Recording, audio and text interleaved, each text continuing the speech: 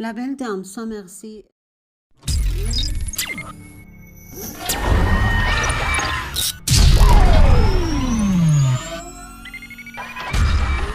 is one of the interesting and fascinating poems written by John Keats, who deploys a lot of fascinating ideas in it, in addition to his use of language and poetic devices. The genre of the poem is ballad, which means that the poem tells a story, and it tells a story in the context of within the context of medieval romance. The poem was published in 1819, and its title is derived from another poem with the same title written by a French poet. And the poem narrates the story of a medieval knight and a very beautiful woman, and it shows the ability of love to be, how love can be destructive, and how love plays a significant role in man's life. However, the popularity of the poem lies in the themes of sadness, death, power, the power of seduction, and it also illustrates an archetypal image very much popular in English literature, which is known as the femme fatale, which is the femme fatale is an archetypal image, as we said, which refers to the fascinating, beautiful, and seductive woman who uses her beauty in a very wicked way to make men fall in love with her, then hurts them and leaves them in a very enigmatic way. This poem is this lady is an archetypal image of deception.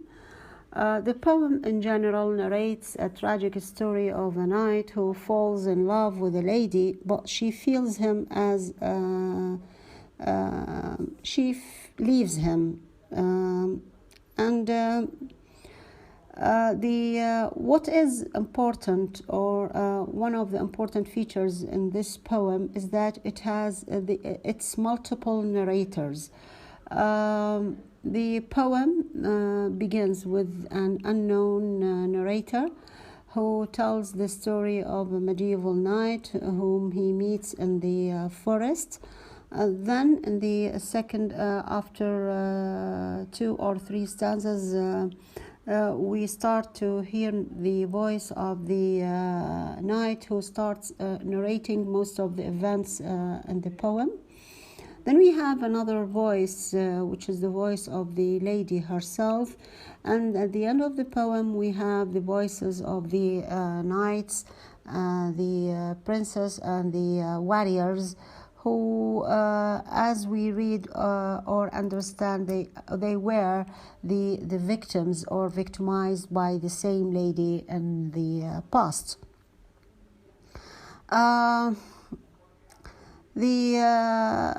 The stranger meets the knight and inquires about his miserable condition, and the knight narrates his story, and he tells him that he has met a woman in the meadows, and they have been in love, as she has walked alongside him and sung beautiful songs for him. Then she took him to a special place. It seems to be her residence, where he kisses her, and the calmness and the quietness around them makes him fall asleep. Then he has a dream of strange people warning him about that fair lady, and as soon as he wakes up by the cold hillside where the stranger found him, he doesn't find her.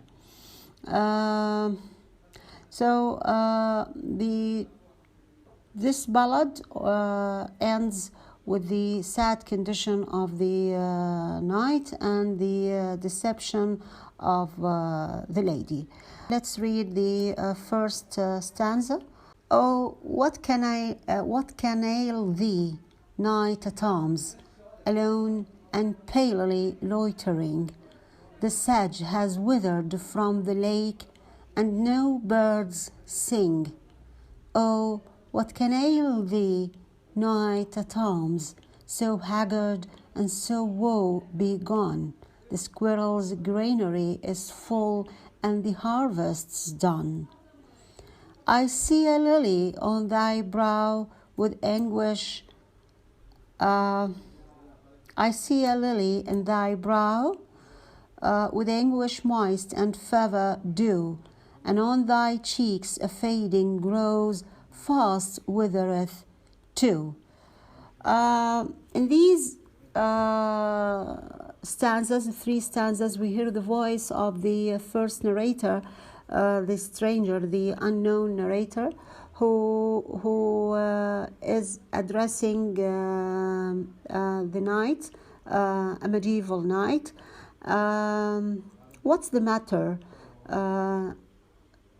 Knight in shining armor, standing alone, and you are looking rather ill.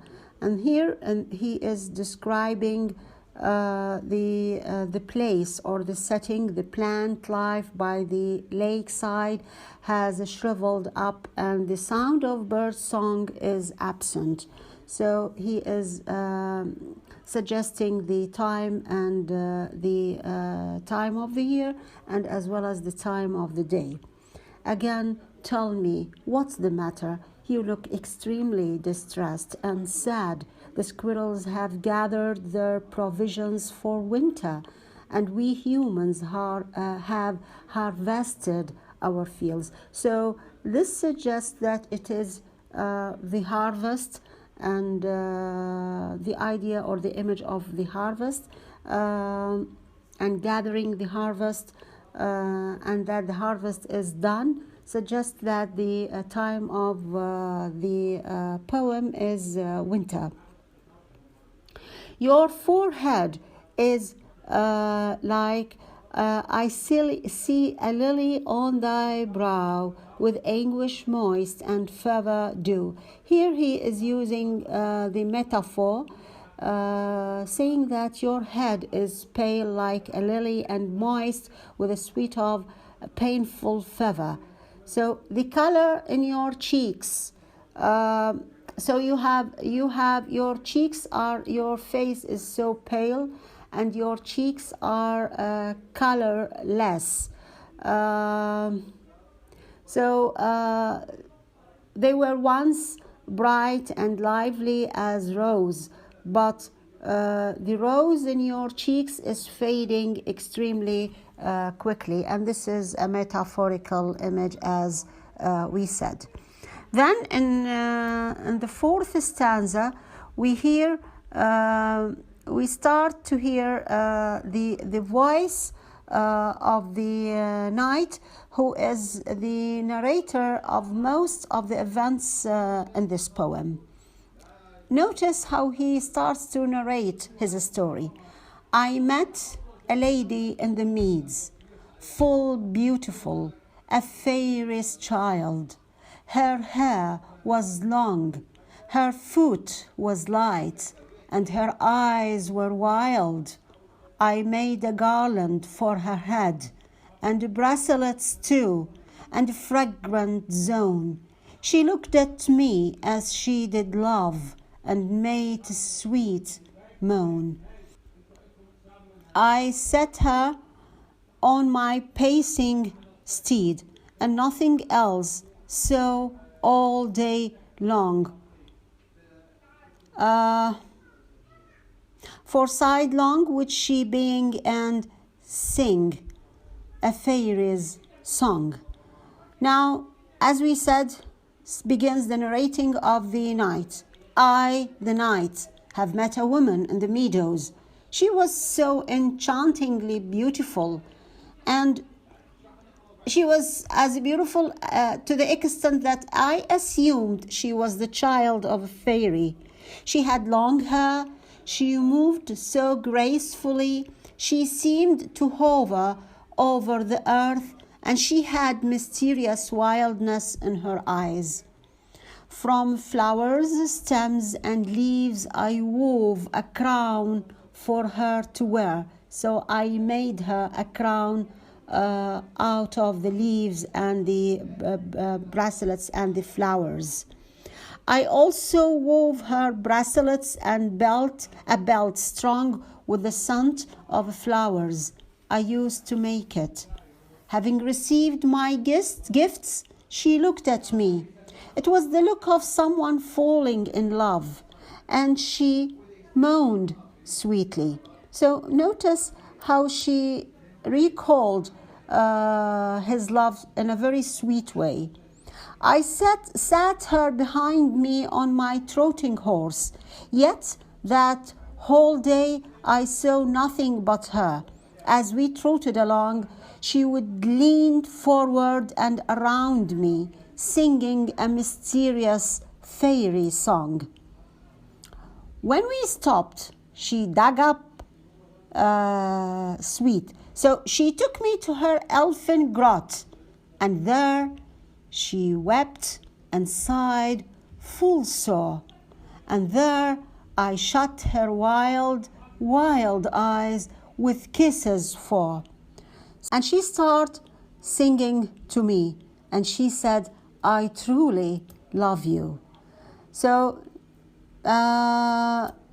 she took him to her enchanted cave, and the knight, being overwhelmed by emotion and listening to the lady weeping and sighing something, I shut her wild eyes. Notice his use, how he describes her eyes.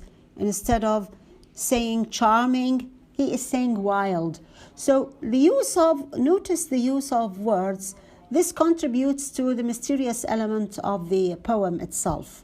So I shut those wild eyes of hers by kissing her 4 times in an attempt to soothe her. Next, she lulled me to sleep, and I fell into a deep dream.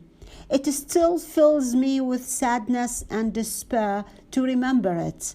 That was the last dream I ever had, in that cave, which was located on a cold hillside. Now, what does the knight sees in his dream? Let's read the stanza itself. I saw pale kings and princes too, pale warriors, death pale were they all. They cried, La belle merci, thee hath in thrall. I saw their starved lips and the gloam with horrid warning gaped wide. So I saw their starved lips in the dying light. These lips widened as they warned me about the trouble I'd gotten myself into. So that woman is a trouble. Her love is not true. This is the warning that they sent to him. And as if they are telling him, or they were telling him in his dream, that you will receive the same end that we have received. Then I woke up, this is the knight narrating again his story, and found myself here on this cold hillside. I was alone. I couldn't find her. So that's the answer to your question. That's why I linger here alone, looking rather unhealthy, even though, as you say, the plant life by the lakeside has shriveled up and the sound of bird song is absent. So now we see that the knight tells the story of how he has become obsessed with this lady, and how he is abandoned by her. The title of course, the title is in French, and the English meaning of the title, The Beautiful Lady Without Mercy. So she is a merciless sort of lady. Though seemingly aware she is an illusion, the knight lingers in his memory of the lady, and it is implied he will do so until he dies. So he is completely obsessed by her memory, by his love, and he cannot easily forget her, even though he knows that this is only illusion. In this relationship, the knight's love turns from enchantment into obsession. So through his example, the poem expresses two linked warnings, maybe about the dangers of intense love, or maybe it suggests the idea that sometimes obsession is different from true love. To be completely obsessed by someone doesn't mean that you truly love them. Obsession drains one's emotional energy, and it has a very passive effects on our lives. And when the object of obsession disappears, the lover is left behind, and they undergo a spiritual death, losing the ability to appreciate beauty in anything but the memory of what is lost. Maybe this is a warning that though love is wonderful, it can quickly shift into a kind of death if it becomes obsessive. So this love has consumed the knight completely. The lady's perfect beauty captures the knight's attention, but by describing her as the child of magical creature, he emphasizes that her ability to charm him is a supernatural force. So we need to think of the specific points in this poem. First of all, the multiplicity of multiple voices that we have in this poem. Do